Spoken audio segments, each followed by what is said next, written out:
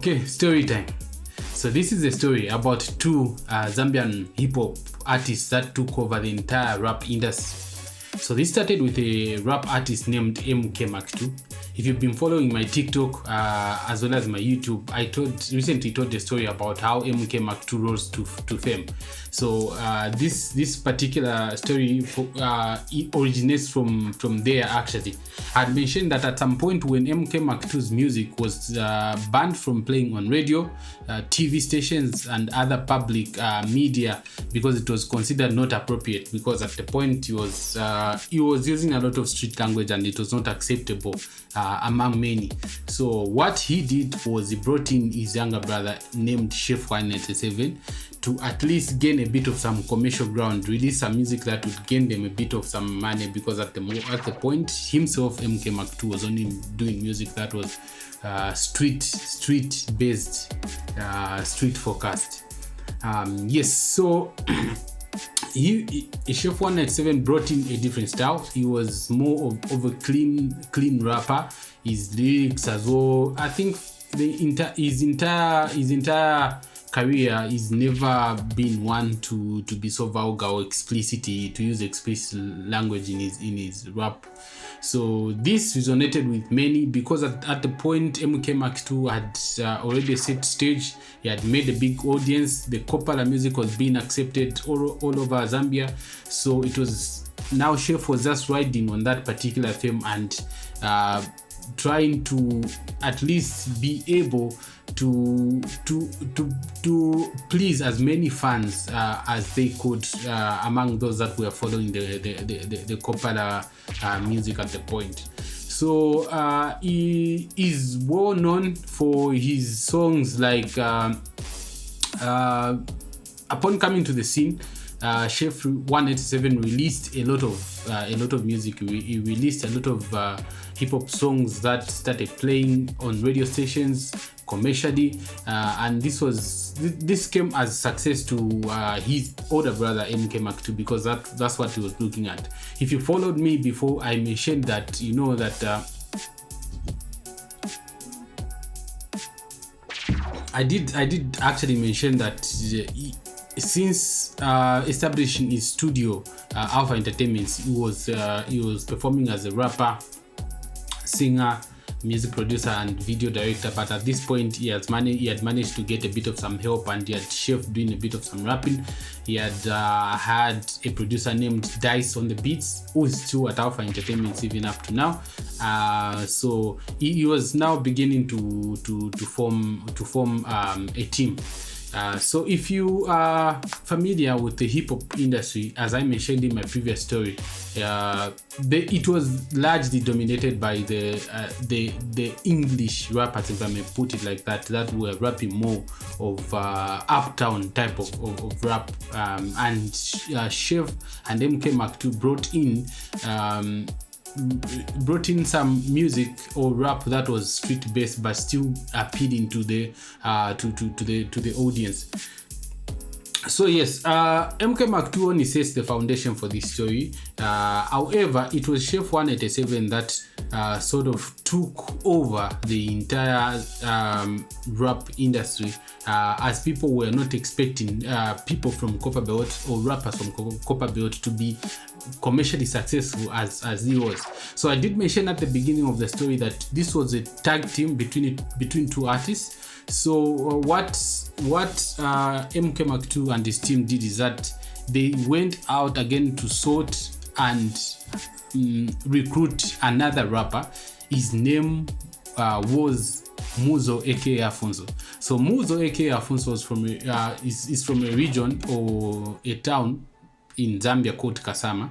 So both Copperbelt and Kasama speak Bemba, but Copperbelt Bemba is more like what I would say is an adapted version of Bemba, street based version of Bemba. While Kasama has got the typical, very typical Bemba Bemba is one of the tribes in Zambia, and this is where like Kasama is where it originates, around that area, around those provinces. Then where there are multiple towns, but around those provinces.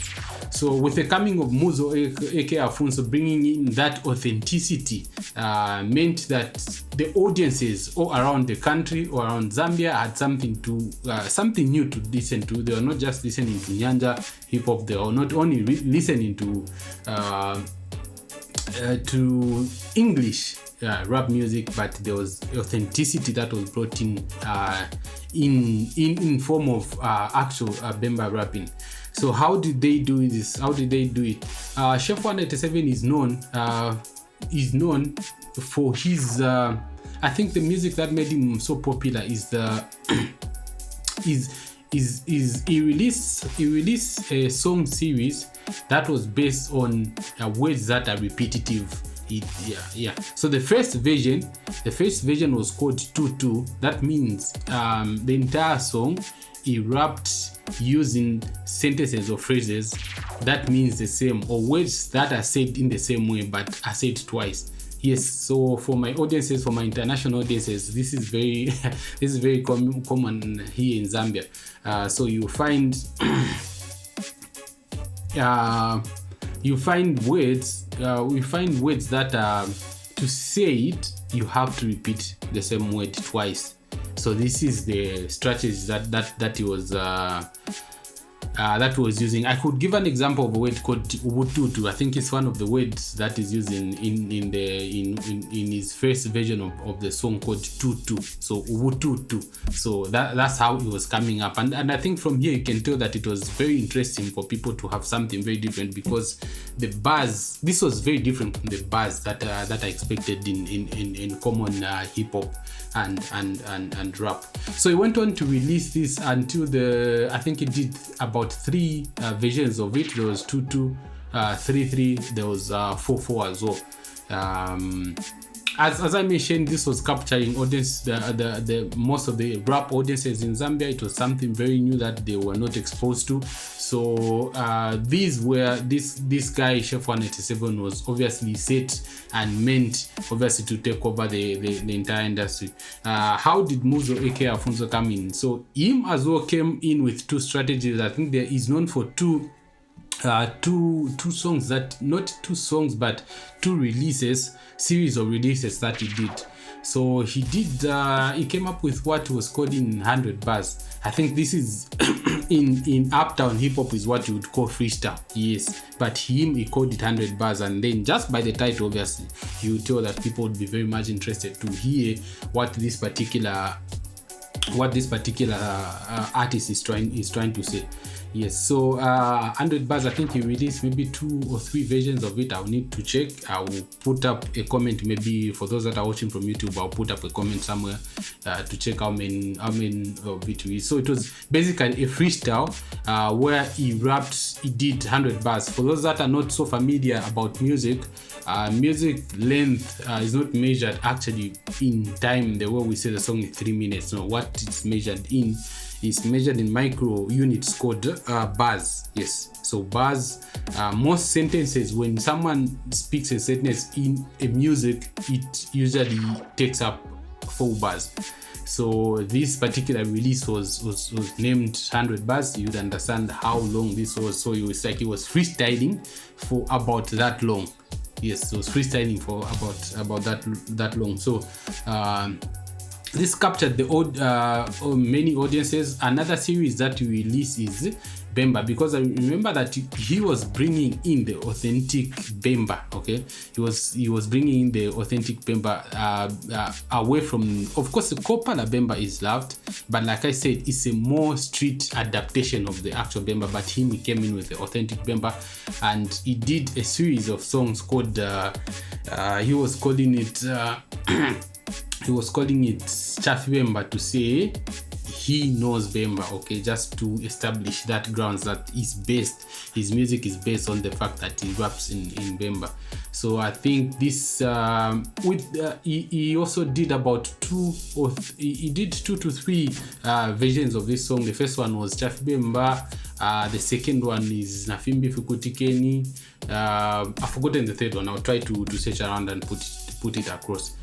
Yes, so this is exactly what these guys brought to the music scene, and this enabled them to take over the entire rap industry, because then the focus had moved from the uptown rap that crews like XYZ were doing at the moment to the street rap that was more focused on local lingo, which is called Bemba. So these two rap artists, Chef187 and Muzo, aka Alphonso. So Chef187 up to now, he is actually considered the most commercially successful hip hop artist that we have in Zambia. Of course, some people who deny this, so want to put up a debate, but again, this is my opinion, and I say this because numbers do not lie. He's done so far 5 albums that are 3/4 wrapped in Bemba. His lyrics are in Bemba. So the first one was it was Heart of a Lion. That was the first album. He did Pamo. Then the third one was Amnesia. The fourth one was Bon Appetito, and the most recent is Broke No Lunkombo. So Amnesia, interesting, is considered by fans as is one of his best, as the best album that he's ever released. But again, if you listen to these songs, I think any artist should adapt, should grow, and I believe all the projects just suits the time that they have been released in, and I don't think there's any that should be considered as the best of them all. So talking about Muzo aka Alphonso, yes, Muzo aka Alphonso, until now, yes, that rapper is considered as the best lyricist by many, and I'm saying this by numbers. If you go on the streets, and he unfortunately went out of he went away from the spotlight because he had left the record label Alpha Entertainment, and I think he could not sort of find another management, or he did not want, for his own personal reasons, he did not want to go under any record label, under management. But up to now, he is considered as the best lyricist in the country because of his wordplay and the way he just brings out his rap music. So that's all I had for you today.